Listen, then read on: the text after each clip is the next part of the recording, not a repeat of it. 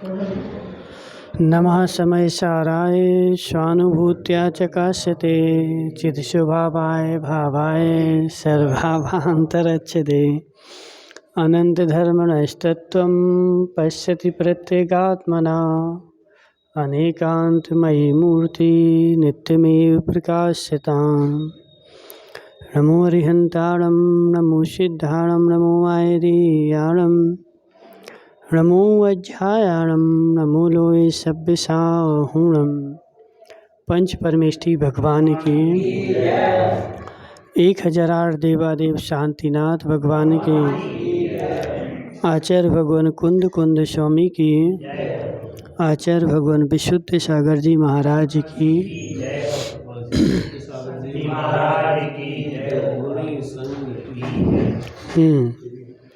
यहाँ पे अपनी चर्चा चल रही थी प्रमाण के बारे में। ठीक है, प्रमाण और नए। तो प्रमाण में अपनी चर्चा क्या आई थी कि पांचों ज्ञान प्रमाण हैं, 5 में से एक भी ज्ञान अप्रमाण नहीं है। ठीक है, अब पांचों ज्ञान प्रमाण हैं तो फिर प्रश्न आया कि आगम जो है वो सर्वदेश प्रमाण है कि एक देश प्रमाण है। संजय भाई, तो आगम जो है ना एक देश प्रमाण नहीं है, सर्वदेश प्रमाण है। अब इसको सर्वदेश प्रमाण कैसे मानोगे? तो सर्वदेश प्रमाण में यदि आप उसको एक देश प्रमाण मानते हो, क्योंकि इसको जो है ना हम वो श्लोक भी ढूंढ रहे थे, मिला नहीं, याद भी था हमें। ना प्रमाणम प्रमाणम बा नयो देशात्मको तथा, ऐसा एक श्लोक है। और ये श्लोक कहाँ है? तो श्लोक वार्तिक ग्रंथ में है। तो वो कल हम ढूंढने गए थे मंदिर में, तो श्लोक वार्तिक ग्रंथ नहीं मिला। ठीक है, तो उसमें आचार्य विद्यानंद स्वामी ने प्रश्न, किसी शिष्य ने विद्यानंद स्वामी से प्रश्न किया है कि नए प्रमाण है कि अप्रमाण है। यदि नए प्रमाण है तो फिर प्रमाण क्या है? समझो हमारी बात। नए प्रमाण है कि अप्रमाण है? प्रमाण तो हो नहीं सकता, क्योंकि प्रमाण वस्तु भिन्न है। और अप्रमाण मानोगे तो फिर कथन क्यों करते हो? यदि नए को आप अप्रमाण मानते हो तो फिर उसका कथन नहीं करना चाहिए। तो फिर आचार्य ने बोला कि नदी समुद्र का किनारा समुद्र है कि या समुद्र है? बोलो मनफूल लाल जी, समुद्र का किनारा समुद्र है कि या समुद्र है? समुद्र के किनारे को समुद्र तो बोल नहीं सकते, क्योंकि यदि समुद्र के किनारे को समुद्र बोल दोगे तो सारे समुद्र को क्या बोलोगे? ठीक है ना।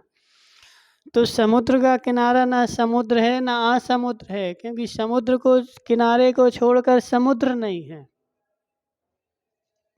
ठीक है ना, तो जो समुद्र नहीं है तो किनारा, समुद्र का किनारा जो है वो समुद्र का ही एक भाग है। ठीक है, ऐसे नए जो है वो अप्रमाण नहीं है और प्रमाण भी नहीं है, प्रमाण का ही एक भाग है। एक देश प्रमाण है। कौन? एक देश प्रमाण नहीं है, प्रमाण तो वो सर्वदेश है। एक देश प्रमाण नहीं बोलो उसके बार बार, नए को भी एक देश प्रमाण नहीं बोलो, क्योंकि एक देश प्रमाण जो चीज़ होती है वह गड़बड़ हो जाएगी। अब मनफूल लाल जी तुम्हारा बेटा है कि नहीं है? है कि नहीं है? वो तुम्हारा ही बेटा है कि तुम्हारा एक देश बेटा है? अब बता। नहीं, इन वो नहीं बोल रहे, वो इनका ही बेटा है कि इनका एक देश बेटा है? यदि तुम ऐसा बोलोगे कि इनका एक देश बेटा है तो इसका क्या मतलब होगा कि वो और बहुत सारे लोगों का भी बेटा है। ठीक है ना, ऐसी बात आएगी कि नहीं आएगी? तो इसलिए कहने का आशय क्या है कि यदि आप इसको मति शुद्ध ज्ञान को एक देश प्रमाण मानोगे तो वो एक देश अप्रमाण भी हो जाएंगे ना फिर। तो एक देश अप्रमाण भी हो जाएंगे। इसलिए मति ज्ञान श्रुति ज्ञान जितना है वो पूर्ण प्रमाण है, उसमें अप्रमाणता नाम की कोई वस्तु नहीं है। जितना है उतने आप में अपने आप में प्रमाण ही है। हाँ, जितना है उतना वो प्रमाण ही है, आंशिक नहीं है, पूर्ण ही है। आंशिक नहीं बोलो उसको, आंशिक नहीं बोलो, वो जो है ना प्रमाण का अंश नहीं है, प्रमाण ही है। प्रमाण का अंश तो आप नए को बोलना, नए की बात नहीं कर रहे हम, मति श्रुतावधि ज्ञान पर ज्ञान की बात कर। कल आपने प्रश्न किया था ना कि मति श्रुतावधि ज्ञान जो है वो एक देश प्रमाण है। तो मति श्रुतावधि मन पर ज्ञान एक देश प्रमाण नहीं है, पूर्ण प्रमाण है, क्योंकि वो जितना है उतना पूर्ण रूप से प्रमाण है। और उसका उतना हो नहीं, उसका मति ज्ञान है। पूर्ण ज्ञान का नाम मति ज्ञान नहीं है। मति ज्ञान जितना है उतने का नाम ही मति ज्ञान रखा गया है। क्योंकि देखो ज्ञान तो एक ही है, अकेला सामान्य ज्ञान। ना केवल ज्ञान ज्ञान है, ना मति ज्ञान ज्ञान है, न श्रुत ज्ञान ज्ञान है। आज जीव का गुण कौन सा ज्ञान है बताओ? सामान्य ज्ञान। ठीक है, जीव का कौन सा ज्ञान गुण है? ज्ञान।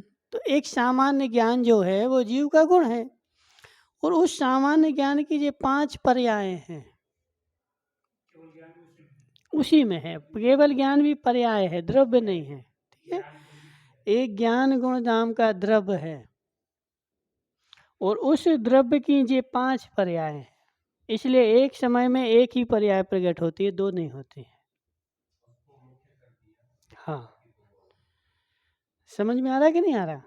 अपन केवल ज्ञान को एक जब कहीं भी आगम में पूर्ण कहा जाए तो उसका कहने का आशय क्या है कि वो एक केवल ज्ञान पर्याय जो है वो पूर्ण गेयों को गे बनाती है। इसलिए अपन उसको गे पूर्ण बोल देते हैं। लेकिन केवल ज्ञान भी पर्याय जो है वो भी पूर्ण नहीं है, प्रमाण नहीं है, नए है वो भी। केवल ज्ञान पर्याय जो है ना वो भी नए के अंतर्गत जाती है। क्योंकि जब 5 ज्ञान की पर्याय मिलाओगे तब प्रमाण बनेगा। नहीं आया समझ में? क्या है बताओ? 5 पर्याय है ना ज्ञान की, और इन 5 पर्यायों का समुदाय जो है। अब यहाँ पे देखो समस्या क्या हो रही है कि प्रमाण अपन ने 2 प्रकार के बताए थे ना, वो 2 प्रकार के प्रमाण बोलो पहले।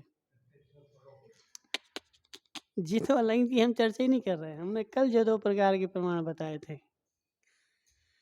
मनफूल लाल जी बोलो, कल हमने 2 प्रकार के प्रमाण बताए थे।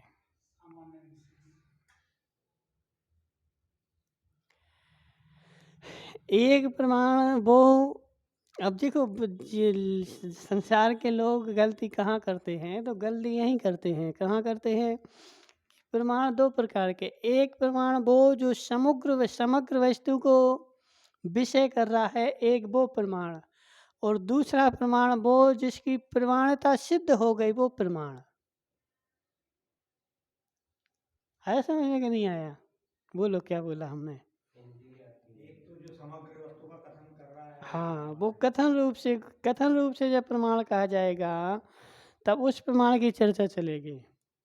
और दूसरी बात बोला प्रमाणित हो गया है। हाँ, जो चीज प्रमाणित हो गई उसको अपन प्रमाण बोलेंगे। ठीक है, तो मति ज्ञान को जो अपन ने प्रमाण बोला, तो प्रमाण बोलने का मतलब क्या है कि वो प्रमाणित है इसलिए प्रमाण है। उसका मतलब ये नहीं है कि वो 6 द्रव्यों की अनंत पर्यायों को जानता है। आई बात समझ में कि नहीं आई? और जब यहाँ पे अपन ने प्रमाण की बात करी, जब अपन मति ज्ञान श्रुत ज्ञान से प्रमाण की बात करें, तो आपने कल क्या बोला था कि केवल ज्ञान ही प्रमाण है और सवा प्रमाण है। तो मति श्रुत ज्ञान का जितना विषय है या जितना उसे जाना जाए, जितना प्रयोजन है, उतना सारा उस प्रमाण के अंतर्गत आएगी। वह वस्तु सारी प्रमाण के अंतर्गत आएगी। और वह मति ज्ञान में उतनी ही विषय लेना, ज़्यादा नहीं लेना। आ रहा समझ नहीं आ रहा है?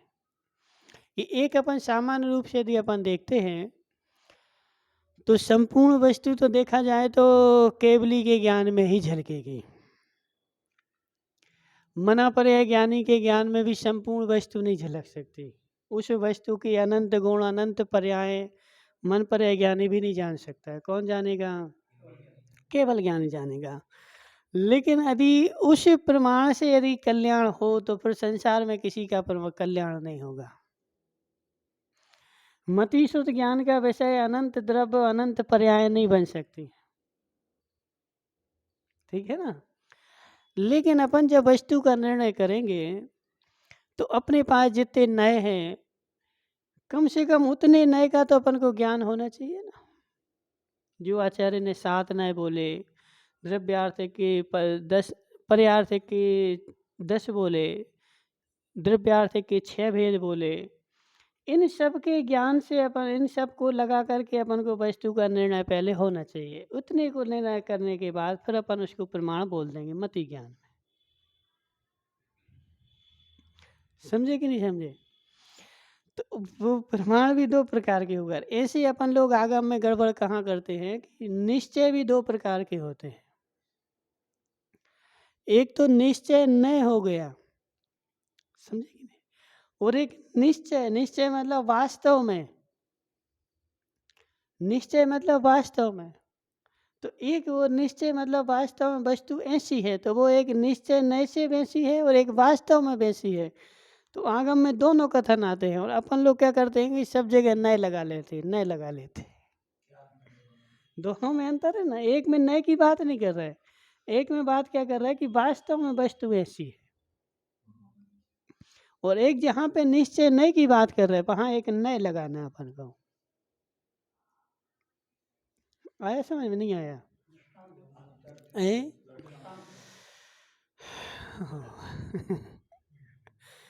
दृष्टांत थे। अब देखो धर्मचंद जी शास्त्री समझ में आ रहा कि नहीं आ रहा?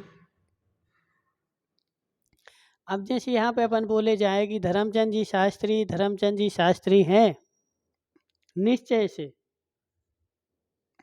निश्चय से मतलब वास्तव में। अब यहाँ पे तुम निश्चय नहीं लगाना, यहाँ क्या लगाना?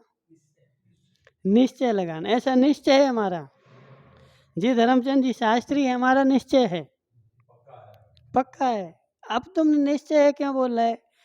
क्योंकि हम इनको जानते हैं, इनको पहचानते हैं कि जी धर्मचंद जी शास्त्री, हम 20 साल से इनको जान रहे हैं। तो तुमने उस जानने को पक्का करने के लिए निश्चय लगाया है, निश्चय नए नहीं लगाया है। क्योंकि यहाँ जो निश्चय लग रहा है वो पर्यार्थिक में लग रहा है, पर्याय में लग रहा है, और बहुत सारे द्रव्य गुण मतलब ये मनुष्य पर्याय और जीव सबको मिला करके निश्चय कर रहा है कि जी धर्मचंद जी शास्त्री हैं। लेकिन जब वो निश्चय नहीं करेगा तब इनको धर्मचंद जी शास्त्री नहीं मानेगा। नहीं आया समझ में? नहीं आया समझ? क्योंकि वो जो निश्चय नहीं कथन करेगा वो तो एक सिंगल द्रव्य का ही करेगा। हाँ, हाँ,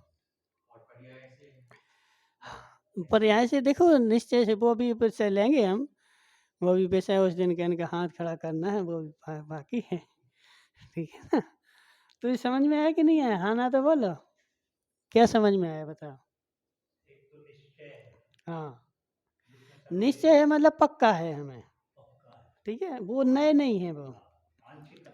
हाँ, वो पूर्ण कथन भी नहीं है, वो एक हमने पक्का कर लिया, एक लोक व्यवहार से पक्का कर लिया, किसी प्रकार से पक्का है हमें, ठीक है ना।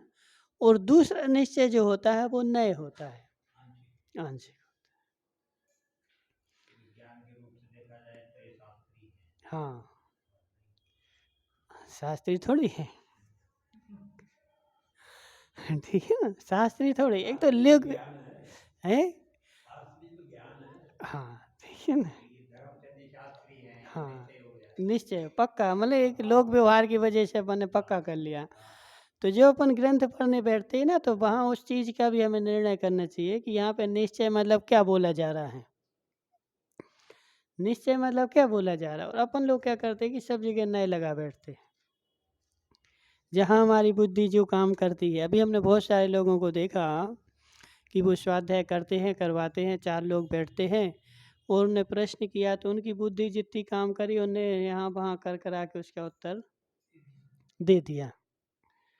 तो वो एक तुम्हारी बात अलग हो गई, लेकिन वस्तु स्वरूप यदि समझना है तो उसको वास्तव में वैसा जैसा है वैसा समझना पड़ेगा। तो कहने का आशय हमारा क्या है कि मति शुद्ध ज्ञान अपने पास है तो उस एक वस्तु का निर्णय अपन को सब नए लगा के करना पड़ेगा ना। एक ही नए से यदि तुम वस्तु का निर्णय करोगे तो वो सम्यक नहीं होगा, और एक नए छोड़ के भी वस्तु का निर्णय करोगे तब भी सम्यक नहीं होगा। वहां पे क्या होगा, हठाग्रह आ जाएगा। तो जिस जीव ने, अब जीव की अंतर देखो कि जिस जीव ने वस्तु को सारे नए लगा करके, प्रमाण लगा करके और वस्तु का निर्णय कर लिया है, अब वो जीव जब वस्तु का कथन होगा उसके चेहरे पे मिलानता नहीं आएगी। समझो हमारी बात, उसके चेहरे पे मलानता नहीं आएगी, क्योंकि उसने देखा है ना, जाना है। अब जिसने देखा नहीं है, जाना नहीं है, नयों को पहचाने नहीं है, मात्र एक नए ही एक नए लगाया सब जगह, और जब दूसरे नए का कथन आएगा तो व्यक्ति, हमने ऐसा देखा कि सुन नहीं सकते, वो उठ के भग जाते हैं, या तो उठ के भग जाते हैं, लड़ने बैठ जाते, लड़ने बैठ जाते। तो अब जितने भी शास्त्र आएंगे, देखो हमारी बात संजय भाई, सारे शास्त्रों में कथन तो नए से ही होगा, और हर आचार्य, अब आजकल के शास्त्र की बात नहीं कर रहे हैं, प्राचीन शास्त्रों की बात कर रहे हैं, तो आचार्य जब ग्रंथ लिखते हैं तो न किसी पर्टिकुलर नए को लक्ष्य में रख करके ही लिखते हैं, और पूरा ग्रंथ उसी नए के आधार पर लिख देंगे। और हम जब पढ़ने बैठेंगे तो उस चीज़ को हम प्रमाण मान करके, और ऐसा ही है, हम अपने मस्तिष्क में ऐसा बैठा लेंगे। तो अभी लोक में क्या हो रहा है, जिसने ज्ञान कम है वो चरणानुयोग पढ़ता है, या प्रथमानुयोग अकेला पढ़ता है, तो वो चरणानुयोग का ही अनुरागी हो जाता है। अरे ऐसे ही है, अरे ऐसा नहीं करेंगे तो ऐसा ऐसा।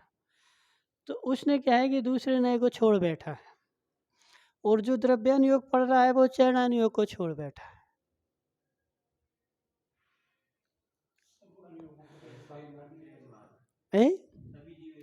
हाँ, समझ में आ रहा कि नहीं आ रहा? तो कहने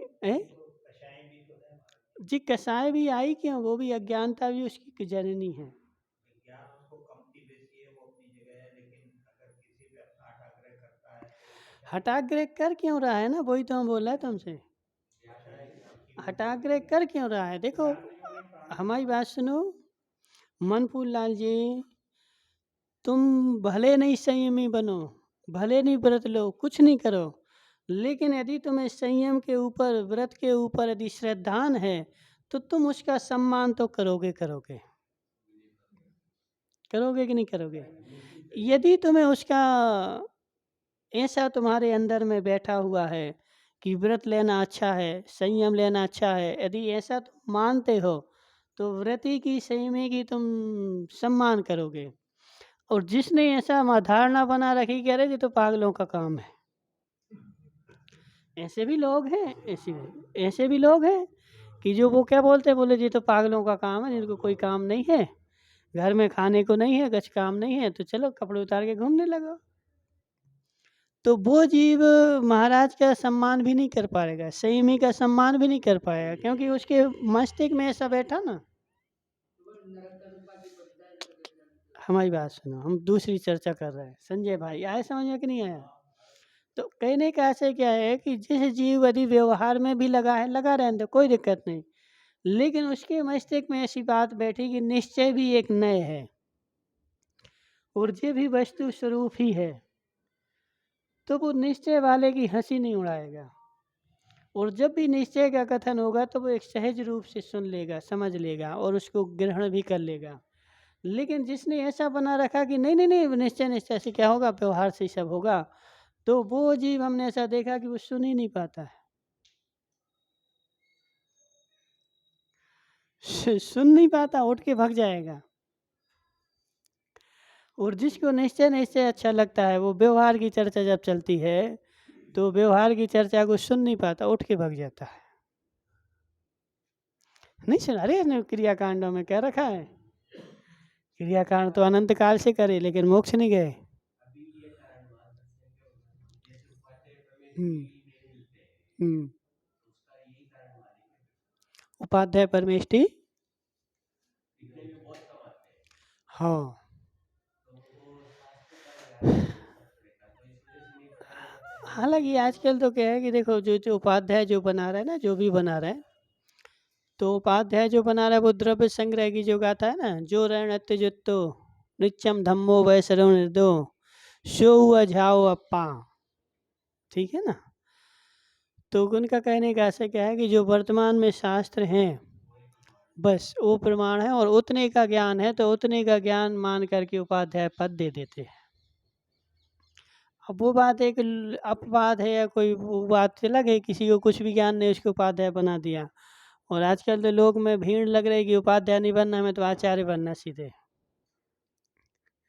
उपाध्याय तो छोटा है, तो आचार्य बड़ा है, तो सीधा कौन सा पद चाहिए है, आचार्य पद चाहिए। तो इसमें क्या है कि मूलाचार प्रदीप में आचार्य सकल कीर्ति स्वामी बोलते हैं कि जो मुनि धर्म का पालन तो करता नहीं है और आचार्य बनने के लिए घूमता है वो ढोंगी है,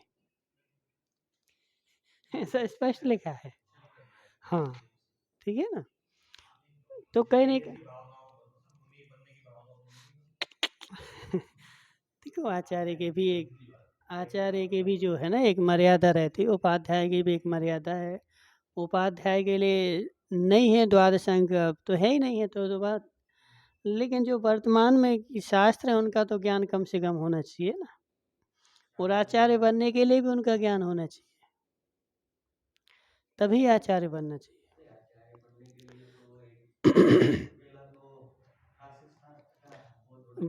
बहुत सारा चीज़ें हैं, बहुत सारी चीज़ें हैं ना। तो कहने का ऐसा क्या है कि वो सब हों ठीक है, लेकिन अपन वो बात नहीं कि अपने तो विषय पे आ जाओ, अपन ये अपना विषय क्या चल रहा है, सारी चीजें होती है, बहुत व्यवस्थाएं होती है, सभी होता है तो जितना आपने बस ठीक है ना। तो समझो हमारी बात, हम क्या बोल रहे हैं कि अपनी चर्चा क्या चल रही, नए और प्रमाण की चल रही थी, ठीक है। तो प्रमाण से वस्तु सर्वदेश देखी जाती है और फिर एक देश का जो कथन किया जाता है वो नए होता है, ठीक है। तो पहले वस्तु स्वरूप का अपन निर्णय देखो, नए हमारा सम्यक नए तभी होगा जब अपन प्रमाण को जानेंगे, ठीक है ना। क्यों होगा सम्यक नए, क्योंकि एक नए जब भी बात करता है तो ही लगा करके ही बात करता है, जब मैं तुम्हें कई बार बताया भी लगा करके नहीं बोलता है, ठीक है ना, ऐसा ही है। और ही लगा करके बोलता है लेकिन अंदर में हठाग्रह नहीं रखता है, हठाग्रह रखेगा तो मिथ्या हो जाएगा। और जब अपन वाक्य को भी देखेंगे तो वाक्य में ही लगा है लेकिन आगे स्यात लगा है, आगे स्यात लगा है, स्यात मतलब कोमलता है। समझ में आ रहा है कि नहीं आ रहा है? इसका तात्पर्य है कि वो हाँ प्रमाण को भी जानता है, हाँ और वो स्यात नहीं लगा हुआ है तो प्रमाण को तो जानता ही नहीं। स्यात नहीं लगा तो मिथ्यात हो गया ना, फिर वो तो मिथ्या हो गया, क्योंकि ही एकांतवाद आ गया इसमें। तो हम क्या कह रहे हैं, हम दो चीज़ों पे यहाँ पे ध्यान दो, एक स्यात पे और एक ही पे। किसके ऊपर, एक स्यात पे और एक ही पे।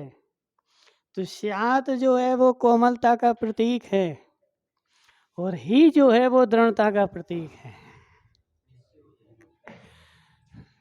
समझो बात की, बहुत गहरी बात है। स्यात जो है वो कोमलता का प्रतीक है और ही जो है वो कठोरता का प्रतीक है, नारियल की तरह। नारियल ऊपर से कठोर है और अंदर से कोमल है। अब यदि नारियल में कोई मूर्ख हो और उसका नारियल ऊपर से खाने लगे तो क्या होगा, सुशील कुमार जी बताओ क्या होगा? यदि नारियल किसी को दिया, मूर्ख है उसको दे दिया खा लो, तो ऐसे ही नारियल चबाने लगे सेव फल के जैसे, तो क्या होगा, दांत टूट जाएंगे। तो नारियल में ऊपर दृढ़ है लेकिन उसको फोड़ के देखो तो अंदर में कोमलता है। ऐसे स्यादवादी जो है, अकलंक स्वामी को ले लो, किसी को भी ले लो, अपने धर्म में दृढ़ हैं लेकिन अंदर से कोमल है। ठीक है ना। तो स्यादवाद कोमलता का प्रतीक है। यदि आप स्यात लगा करके कोई कथन करते हो तो हमें आपके कथन की मंजूरी है, और स्यात नहीं लगाते हो तो आपका कथन हमें मंजूर नहीं है। ठीक है ना। तो ऐसा मतलब आप प्रत्येक धर्मात्मा के अंदर देखो कि जिसके अंदर में प्रमाण होगा उसके अंदर में कोमलता होगी, क्योंकि स्यात लग रहा ना। ए हाँ, मनफूल लाल जी, जिसके अंदर में प्रमाण होगा उसके अंदर में कोमलता होगी, और जिसके अंदर में प्रमाण नहीं होगा उसके अंदर में कठोरता होगी, हठाग्रही होगा, एकांतवादी होगा। तो वो तो मिथ्या दृष्टि है ना। ए? पूर्ण ज्ञान की चर्चा ठीक है, सम्यक ज्ञान नहीं है। ठीक है, सम्यक ज्ञान नहीं है उसका। तो इसलिए जो अपनी 3 दिन से बात चल रही थी कि उस बात में क्या चर्चा चल रही थी कि प्रमाण जो है वस्तु को पूर्ण रूप से ग्रहण करता है, और नय जो है उसके एक देश का कथन करता है। तो प्रमाण में सारे नय आ गए। सारे नयों का जब तुम समुदाय बनाओगे तब वह प्रमाण होगा, लेकिन कथन जब भी होगा तो एक नय से होगा। इसलिए अपन को क्या करना है कि जिसके अंदर में प्रमाण होगा वो तुरंत समझ जाएगा। क्या समझ जाएगा? हाँ, कि ये जो कथन चल रहा है ये किस नय से चल रहा है और कौन से नय से चल रहा है, और अपनी बुद्धि को व्यवस्थित करके। अब देखो, जो आदमी गाड़ी चलाना जानता है तो जैसी रोड होती वैसा गियर लगा लेता है। सुशील भाई आरा मशीन वाले, सत्य है कि नहीं? जैसी रोड होती वैसा गियर लगा लेता है। क्यों लगा लिया? उसको ज्ञान है ना। अब जिस बेचारे को ज्ञान नहीं है तो वो क्या करेगा? टॉप गियर में खराब रोड पे चलाएगा, वो गालियां देगा, अरे सरकार कैसी है कि रोड नहीं बनाती। तो इसका कहने का आशय क्या है कि उसको ज्ञान नहीं गाड़ी चलाने का। अब बहुत सारे मिस्त्री आते हैं, अपन देखते ना, अरे जी टेढ़ा हो गया जी, ऐसा हो गया जी, ऐसा हो गया जी, ऐसा। तुम्हें तो बेचारे को विवेक नहीं है और दूसरे को तू गलत करार कर रहा है। और ऐसे ही हो रहा ना रोड। आज तो मकान बनाना, और मकान बनाओगे ना, एक बार की ऐसी सत्य घटना है सुशील भाई कि एक व्यक्ति ने दीवार बनवाई, मिस्त्री आया दीवार बनाने के लिए। अब वो 2 लोगों की सोंज की दीवार थी, ठीक है ना, सांझे की 2 लोगों की दीवार थी। तो उसने दीवार बनवाई, और यहाँ से एक दूसरे सोंज वाले ने क्या किया कि गीली दीवार है तो गीली दीवार में हम खीला ठोक दें, ताकि फिर सूखने के बाद तो फिर वो टूट फूट होती। तो एक काम करे, उसने क्या किया कि गीली दीवार में ही ये अपनी साइड को खीले जो थे लगा दिए। अब वो दीवार जो थी वो तो हो गई थी टेढ़ी। दीवार जो है ना वो टेढ़ी हो गई थी। अब दूसरे दिन उसको मकान मालिक ने देखा कि यार ये तो टेढ़ी दीवार है। कल मिस्त्री आया तो उसको मिलवाए तो वो तो टेढ़ी दीवार थी। अब मिस्त्री अपने आप से कैसे बोल दे कि हमने टेढ़ी कर दी? तो अब उसने यहाँ वहाँ से देखे तो उसने क्या बोला, बोले ने जी खीला ठोक दिया इसलिए टेढ़ी हो गई। तो वो दोनों जो सांझे वाले थे ना, उन दोनों की लड़ाई हो पड़ी। बोले तुम्हें पता नहीं था गीली दीवार में खीला ठोक दे वो टेढ़ी हो गई, वो ऐसी हो गई। तो अब बताओ क्या? समझो बात क्यों? अब गीली दीवार में उसने तो ऐसे करती है ना, लेकिन अपनी गलती वो स्वीकार नहीं कर रहा कि हमसे टेढ़ी दीवार दीवार, क्योंकि हम अपनी गलती स्वीकार करेंगे तो अभी गड़बड़ हो जाएगी। तो अब क्या करना है कि वो खोज रहा है कि इनकी गलती खोजो कि इनने खीला ठोक दिए इसलिए दीवार गड़बड़ हो गई। तो कहने का ऐसा क्या है कि जैसे जब धर्म का व्याख्यान होगा, वस्तु का स्वरूप होगा, तो जिसको प्रमाण का ज्ञान नहीं है वो अपने नए को तो सब जगह खोजेगा, लेकिन दूसरे नए का जब कथन होगा तो उसमें दोष ही दोष खोजेगा, अपने दोष नहीं खोजेगा कि हमें उसका ज्ञान नहीं है। तो इसलिए जब निश्चय नय से अपन देखें तो निश्चय नय से जीव बंध ही नहीं है, जीव तो त्रिकालिक मुक्त है। अब बताओ संजय भाई, है सही है कि नहीं? तो जब निश्चय न से जीव बंधा नहीं है तो जीव हाथ कैसे उठा सकता है? जब बंधा ही नहीं है तो हाथ कैसे उठाएगा? बोलो ना। क्या नाम मनफूल लाल जी? ए? तो अन्न नहीं लगाओ ना, हमें लगाना ही नहीं, हमें तो अभी अनिश्चय ही लगाना है बस। तो बस हाथ नहीं उठेगा, ठीक है, और जीव हाथ उठा सकता नहीं है।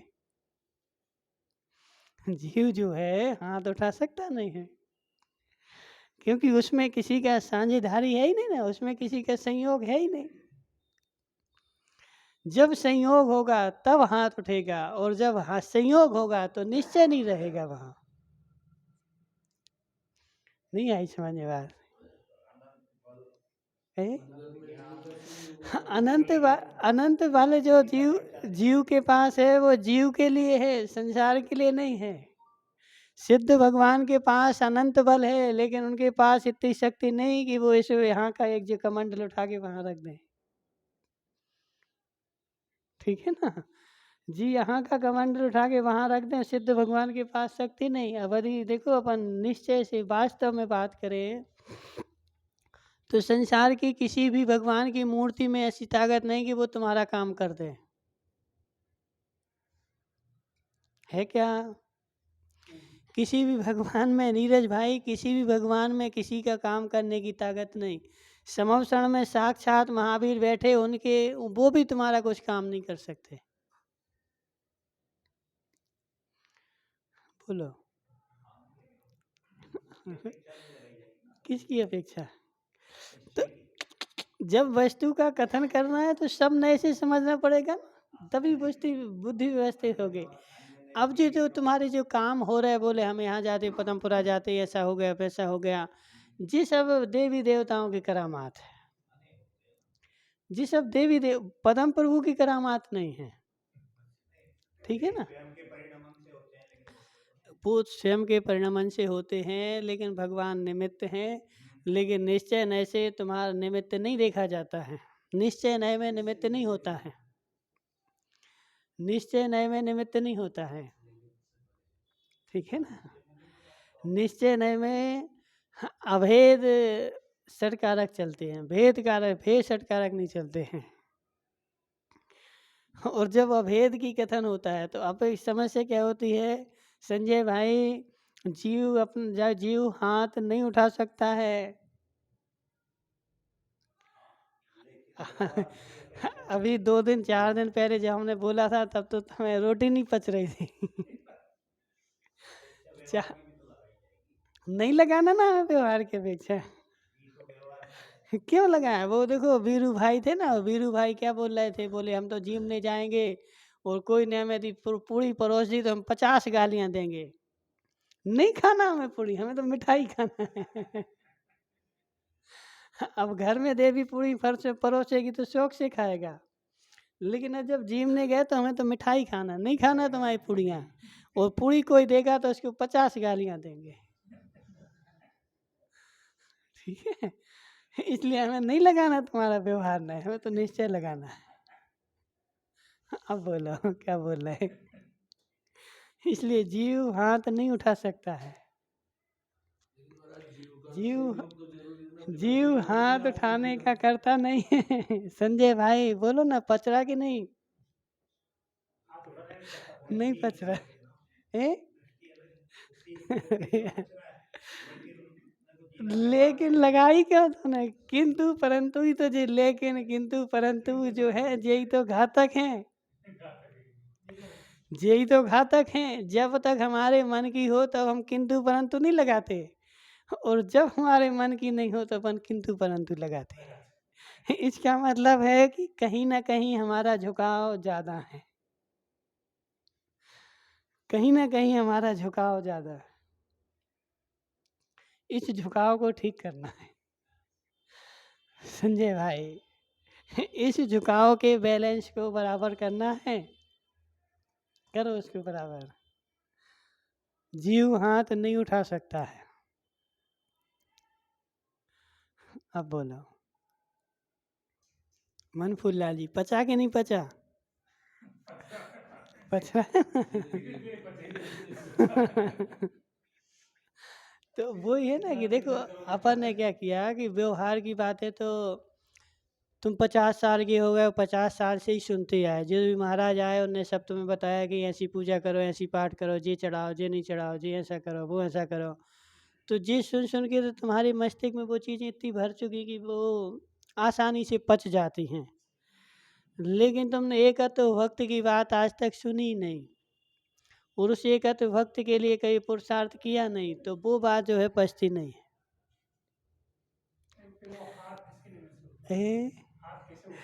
हाथ कैसे उठे, किसके निमित्त से उठे, उससे हमें कोई मतलब नहीं। हमें तो जो चर्चा चल रही ना उससे मतलब है। ठीक है, जीव नहीं उठा रहा है। कैसे उठ रहा है, क्यों उठ रहा है, हाँ, उससे हमें कोई लेना देना नहीं है, क्योंकि हम तो देखो समझो हमारी बात समझो। क्या नाम तुम्हारा? बड़े बाबू, ये जो बात चल रही है जी, एक मतलब LLB वाले से भी ऊंची बात चल रही है। ठीक है, स्नातकोत्तर की बात चल रही है। अपने जो प्रवचन सार है ना, ये प्रवचन सार MA की कक्षा में चलता है, विदेशों की 150 यूनिवर्सिटी में प्रवचन सार। ठीक है ना। तो प्रवचन सार जो है ना, जो जिसने BA कर लिया अब MA कर रहा है, तो MA के कोर्स में प्रवचन सार से भी MA होती है, अकेले प्रवचन सार से। तो ये MA वाले की बात चल रही है, बाल बच्चों की बात नहीं चल रही है। ठीक है, बाल बच्चे देश में फंसेंगे। हाँ, तो ऊंची भी जाननी तो पड़ेगी ना, है ना। संजय भाई MA करे, मनफूल लाल जी MA करे, नीरज भाई MA वाले बैठे। बोलो संजय भाई, पच रहा कि नहीं पच रहा? नहीं, पचने में कोई बाधा नहीं। तो बस पच। ये है क्या बात है? उपयोगिता और किसकी? कथन की उपयोगिता। हे जीव, कथन की उपयोगिता इसलिए है क्योंकि वस्तु में वह स्वरूप है, उस वस्तु के स्वरूप की बात चल रही। और जब स्वरूप की बात आएगी तो वस्तु के स्वरूप को जानने के लिए सारे नए लगाने पड़ते हैं, सारा एंगल लगाना पड़ता है, तभी वस्तु का स्वरूप समझ में आता है। और जब वस्तु का स्वरूप समझ में आता है तभी शांति आती है। जब तक वस्तु का स्वरूप समझ में नहीं आता तब तक अशांति बनी रहती है। मनफूल लाल जी, जैसे कल हमने उदाहरण दिया था ना कि एक बहुत पुराना एक गाना है, दुनिया में कितना गम है और मेरा गम है, लोगों का गम देखा तो मैं अपना गम भूल गया। सुशील भाई, सुना कि नहीं सुना? तो दुनिया में कितना गम है, मेरा गम सबसे कम है, लोगों का गम देखा तो मैं अपना गम भूल गया। क्या मतलब है इसका? कि जब तुम अपने घर में रहोगे, हमारी देवी देखो ऐसे परेशान करती, हमारी देवी ऐसे कहती, हमारी देवी ऐसी कहती, पुनीत भाई हमारी देवी ऐसी, हमारी देवी ऐसी है। और जब तुम संसार की देवियां देखोगे और कितने लोग परेशान हैं, जब देखोगे तो फिर तुम्हें समझ में आएगा कि अरे हमारी देवी तो सबसे सीधी है। जब तुम्हें समझ में आएगा कि हमारी देवी जो है सबसे सीधी है, लेकिन जब तक सबके यहाँ नहीं देखोगे तब तो अपनी देवी को गालियाँ दोगे, अरे ऐसा करती ऐसी करती। तो जमाने के अनुसार चलोगे तो संसार में देखने जाओगे सबकी देवियाँ कैसी हैं, और सबकी देखोगे तो तुम अपनी को बोलोगे कि हमारी बहुत अच्छी है।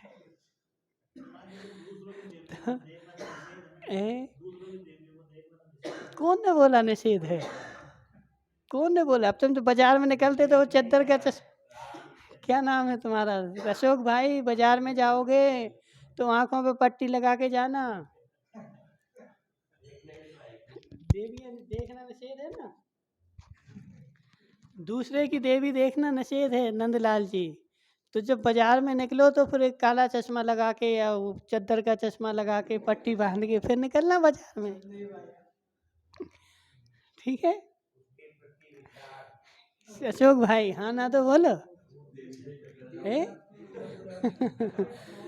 तो इसलिए सुनो हमारी बात, समय अपना 10 बज गए।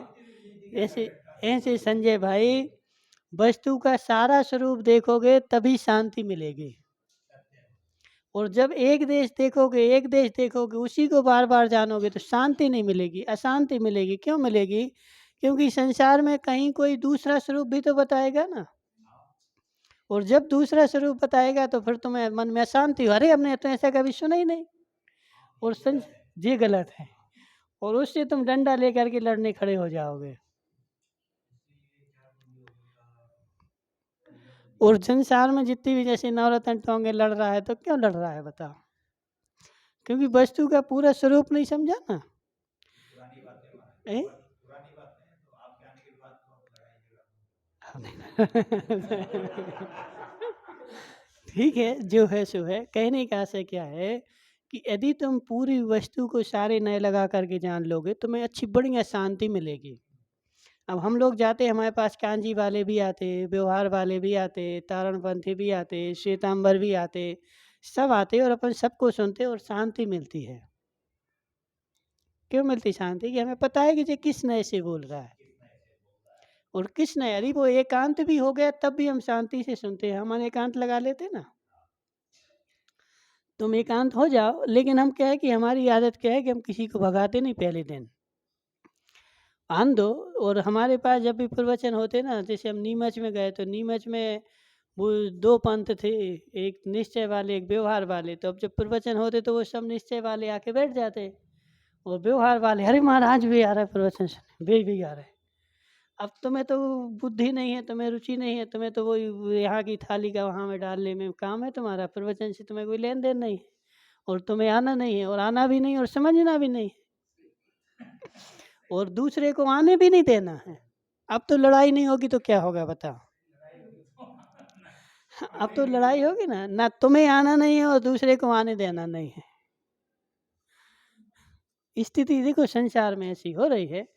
तो ऐसी स्थिति क्यों बन रही? कि क्योंकि देखो कोई भी जीव यदि आता है, सुनता है, बैठता है, आज नहीं तो कल, कल नहीं तो परसों, महीने 2 महीने में उसमें कुछ ना कुछ तो थोड़ा बहुत परिवर्तन आ जाता है। वो अपनी बुद्धि को, यदि ज्ञानी है ना, तो अपनी बुद्धि को सुधार लेगा। अब जिसके पास वस्तु होगी वही तो सुधारेगा ना, जिसके पास है ही नहीं वो सुधारे क्या? तो इसलिए हमारा क्या है ना कि देखो ज़्यादा व्यवहारियों में हमारा ज़्यादा जमता नहीं है। जो विवेकानंद व्यवहारी हो गए ना, विवेकानंद व्यवहारी, एकांत व्यवहारी में समस्या क्या है कि अब बेचारे के पास वस्तु है ही नहीं, सुधारेगा क्या? हमारी बात सुनो, जिसके पास देखो स्कूटर है, सुशील भाई आ रहा मशीन वाले, जिसके पास स्कूटर है और उसका स्कूटर बिगड़ गया है, अब तुम जाके उसको बताओगे कि जी ऐसा ऐसा बिगड़ गया, इसको सुधार लो, तो वो सुधार सकता है। अब जिसके पास स्कूटर है ही नहीं, अब उससे बोलो कि ऐसा ऐसा सुधारो, तो वो सुधारे कहाँ से? तो जिसके पास ज्ञान है उसको यदि अपन उपदेश देंगे तो वो अपने ज्ञान में जहाँ बिगाड़ है वहाँ सुधार भी करेगा। अब जिसके पास है भी नहीं है और चाहिए भी नहीं है, अब वो सुधार करे कहाँ से? है?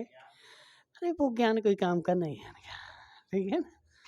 हाँ, वो ज्ञान जो है जो नरक की ओर ले जाए, जो ज्ञान नरक में ले जाए, जो ज्ञान नरक में ले जाए, जो ज्ञान लड़ाई झगड़ा कराए, जो ज्ञान संसार में भटकाए, तो अभी उसकी समय तो आंदा ना सुधारने का।